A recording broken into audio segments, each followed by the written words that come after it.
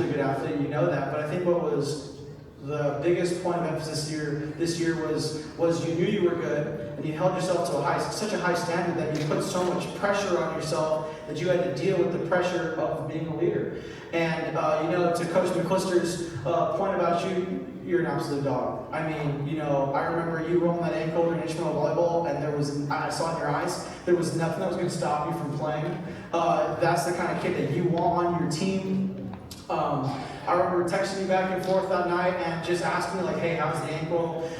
You brought in a trainer for the Nationals, a professional baseball trainer who worked with the Nationals, has these like wires on his ankle, and he's icing it, and he's doing these incredible exercises, and how could you ask for more? How could you want more out of a player that's willing to put their body on the line, that has just a devout loyalty to the program? I want to say, I love you, man, and I'm so proud of you, and I hope that you go on and you pursue excellence when you enter high school. So I'm proud of you, man. I love you.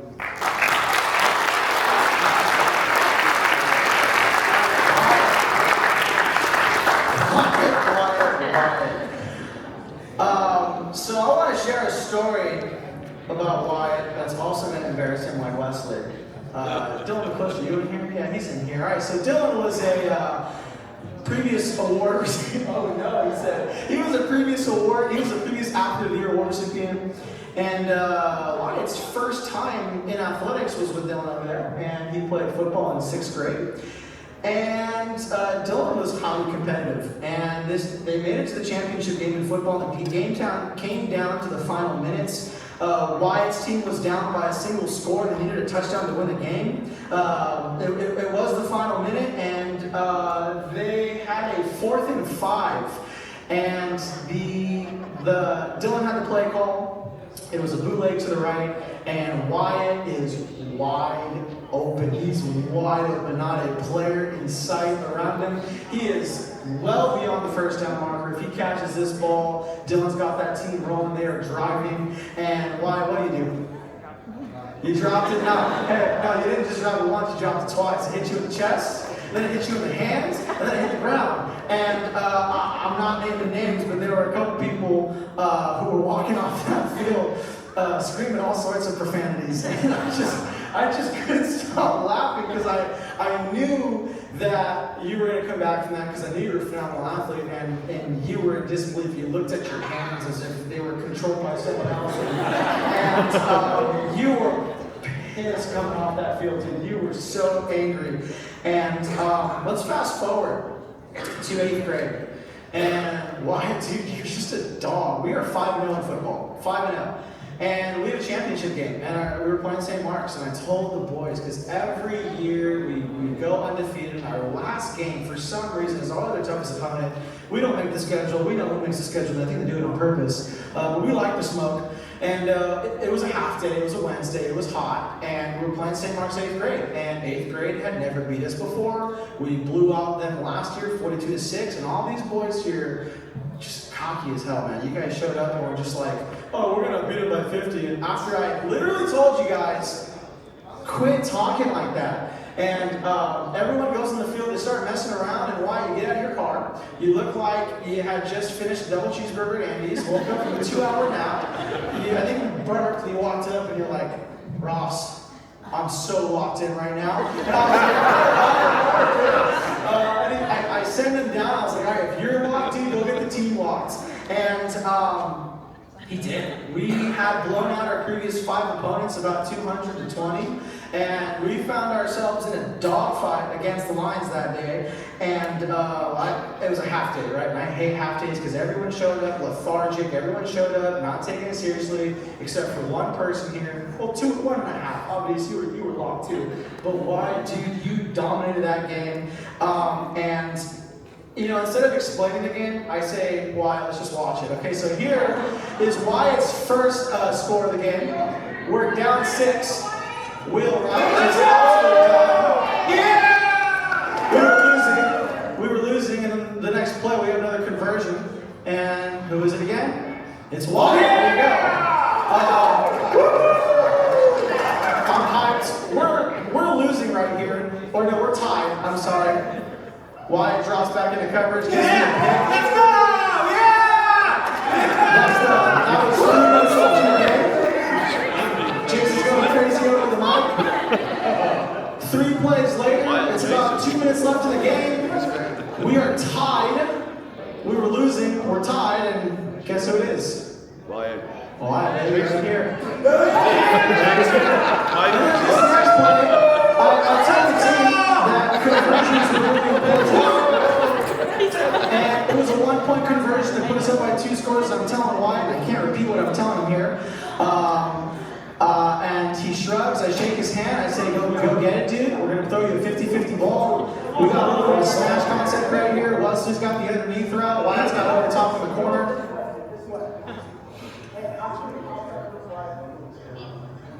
He's got outside release, he doesn't listen, doesn't matter. Corner bites. Wyatt, Let's go! Wyatt, you're an absolute dog that day. Coach McClister also had very similar words about you in basketball, and it was a complete 180, right? Going from Dylan's team getting chewed out after that game to literally being the difference maker in that game, and then shout out to Avedis also for picking up 2 safeties in that game. We're champions because of you. And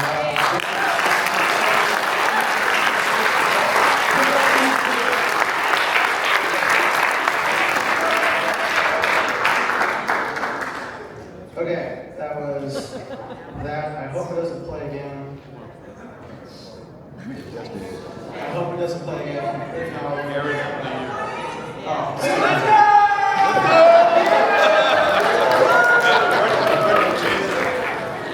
That's support. That's support. One cash call, the other phone. Let's go! Where we go?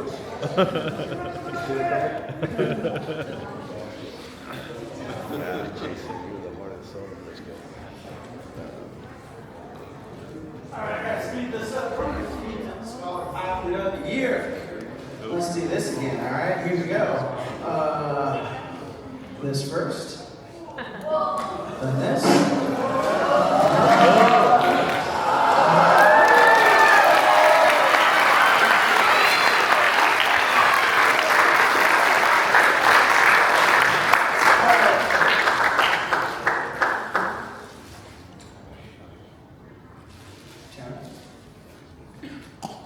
Sounds on. Okay. These 2 girls here made history, and let me explain how. Tanner and Sam are our first female 4-season athletes, and they're also 4-sport athletes. We've never had 2 girls play 4 seasons of sports. So first season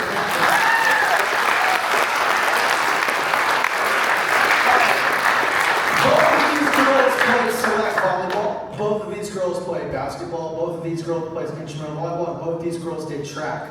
Sam also plays club volleyball, that does not, that we don't recognize here. And then Tanner does dance, so we don't have a dance team yet. And both of them play competitively at different respective clubs for volleyball and dance. And so technically they're 4 or 5 sports season athletes, and the commitment to the program is incredible. So Tanner, I'm going to start with you. You got a late start in athletics compared to your 8th grade counterparts. I taught you for 4 years, and in 6th grade she would poke fun at me. If I forgot to print out a packet, if I made a mistake in my slideshow, it was always, I heard the remark, and it was because you were too busy with athletics. And she'd make fun of me for that. She would drive by the school late at night, her and Sid at dance practice, and she'd show up the next day and she'd be like, Ross, why are you here, till whatever time at night? And she'd be like, was it because you were doing stuff for athletics? And I was like, Tanner, you can make fun of me now, but you should try out for volleyball. And she wasn't too sure about it. And I got to convince you and some of your friends to play volleyball in 7th grade, and you wanted so desperately to make the select team, and you were like, hey, should I try out? I was like, yes, you should try out. You attended all of our summer camps, you never skipped any practices, you were fully bought into the program, and you balanced competitive dance with volleyball, then basketball, then track and field, then volleyball again. And going into August, you were so nervous if you had made the team, and I wasn't going to tell you had made the team back in June when I was trying to figure out who I wanted to try out. So I was like, I want Tanner Thomas on this team. And you cared so deeply about the success of the program, the success of your team. You learned so quickly, you were so bought in. And I've never had a more committed athlete than these two in terms of our girls program. So Tanner, thank you.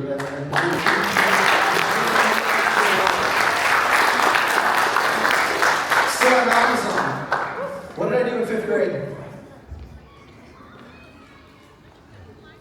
Yeah, I cut her from the girls' basketball team. I'm not gonna lie to you, Sam. I didn't know you tried out. You had told me this year. You said, Ross, remember the time you cut me in 5th grade? I was like, sure, let's go with that. I actually didn't know you tried out. I had totally forgotten about it. And thank God you gave volleyball a shot, because in 5th grade you went from basketball, not making the team, to volleyball. And Mr. Ann and I at that time were trying to put together a select team for the next year, and we knew that like Zoe, Sophia, Giselle, or Sydney, or the 7th graders here were going to need some help. And we were looking at the 5th graders who were going to be in 6th grade next year, and we had our eyes on your talent. And I asked you to try out in August, and just like Tanner, before tryouts even started, you had already made the varsity team in my mind, because I saw a lot of potential in you. So that year, you helped us lead. You and Zoe were setters, and you helped us lead us to a undefeated league championship. And then you decided to join club, and then due to some unfortunate injuries, you had an opportunity to start again at setter, and you didn't give that up. That was your opportunity to seize, and you grabbed it by the throat, and you didn't let it go. So fast forward to this year, we decided to split our volleyball teams into 7th and 8th grade. So for the first time, you were on a team where you were the oldest player on that team. You didn't have to live in the shadows of kids in the grade above. And since then, you completely bought into the program and everything it stands for. You hold yourself to the highest standards. You hold your teammates accountable. Every morning, if you guys don't know, she sends daily Bible verses to the team. She keeps me accountable and isn't afraid to get in my face when I'm getting hot-headed, when I'm being too dramatic. And you play volleyball 10 months out of the year. You play basketball. You run track. We take this award very seriously, Sam. And no, I'm not gonna do this.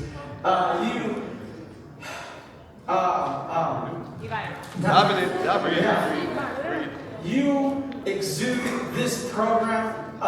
The 7th graders that we have given this award to deserve it, and you are no exception to that. And Sam, I love you, and I can't wait to do one more year with you. And this program is yours.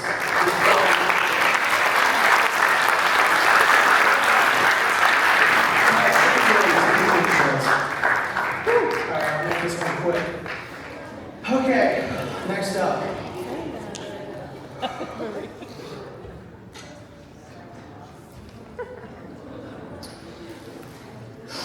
Why are you crying?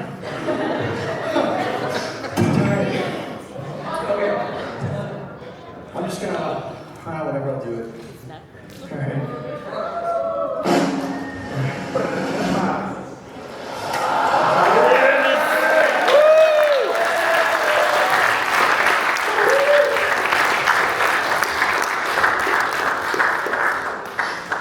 There you go.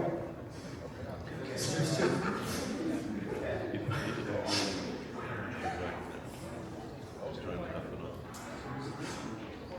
It's just 2.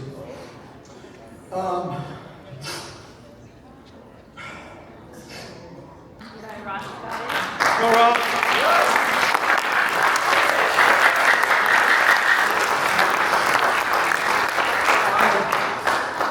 I've written out all my speeches for everybody that I needed to get to.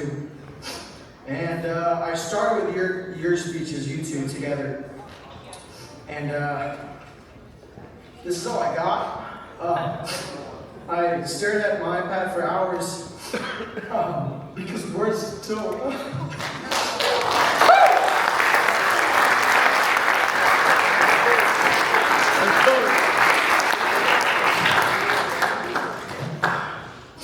Words don't do justice what you guys have done for this program and for me.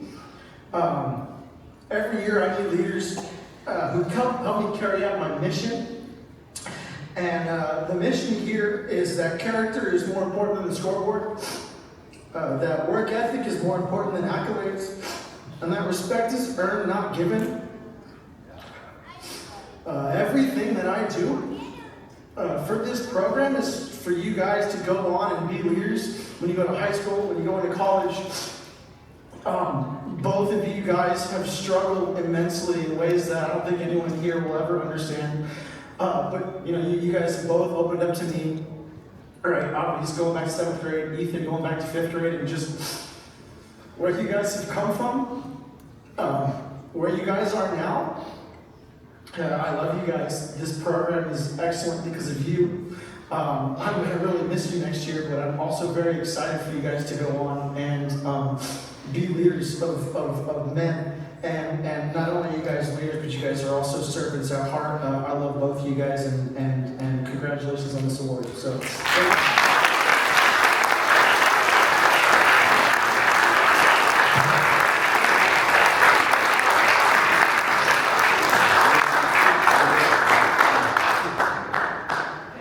So I'd like to say congratulations to every single one of our award recipients. I'm very proud of you guys. This is a very eventful awards banquet.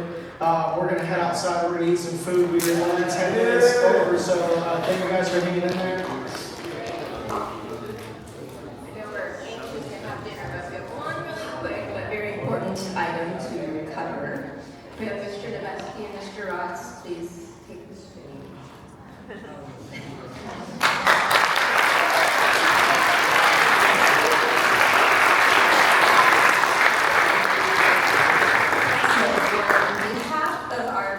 Volunteer group, I'd like to thank our incredible athletic directors, Mr. Nebesky. Truly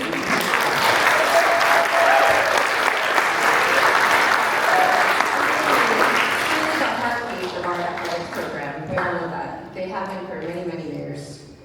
From early mornings to late nights, from long weekends to all the unexpected curveballs in between, you show up with passion, with purpose, and a whole lot of heart.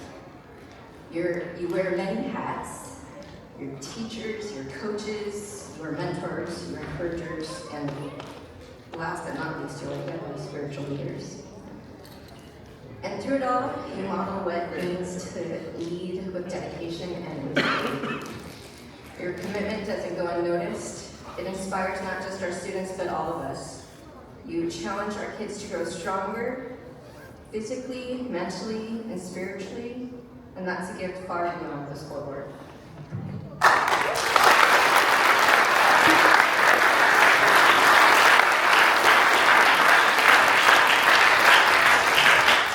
Teach us as a small token of appreciation we'd like to present to you. It's just a simple thank you, but it carries with it a deep sense of gratitude from all of us, parents, teachers, and students alike. So thank you. Thank you for all you do, and we're truly blessed to have you leading our teams and shaping our students' lives.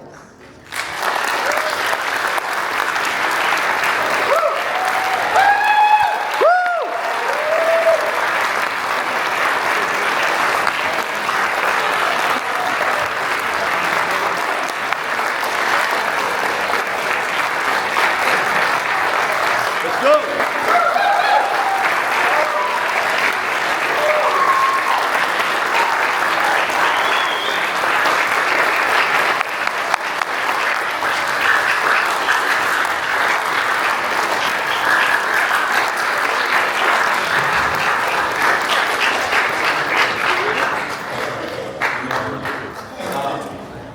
When we wrote the agenda for tonight, we wrote it with the intention of being out of here in exactly 2 hours. We knew that it wasn't going to be possible, and the time on the chart literally went until 7:10, and that's when we're getting out. This school is a blessing. This program is a miracle.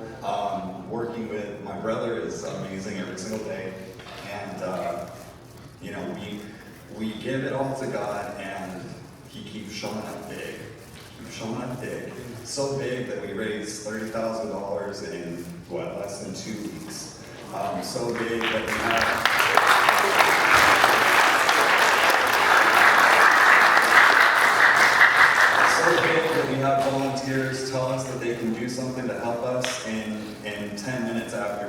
something out. So big. I mean, God is a God of miracles, and I honestly, truly did not believe that we were going to make it out of here on time, and I knew it was probably going to be His fault. But somehow, some way, God showed up in a huge miracle tonight too, and we made it. We got done in time, man. So listen, God is good. We thank Him for everything that He does. We thank Him for every single one of you, our athletes, our parents, your generosity, your prayer, your support. We could not do it without you. We could not do it without Him. And we're going to do it again next year. Let's go.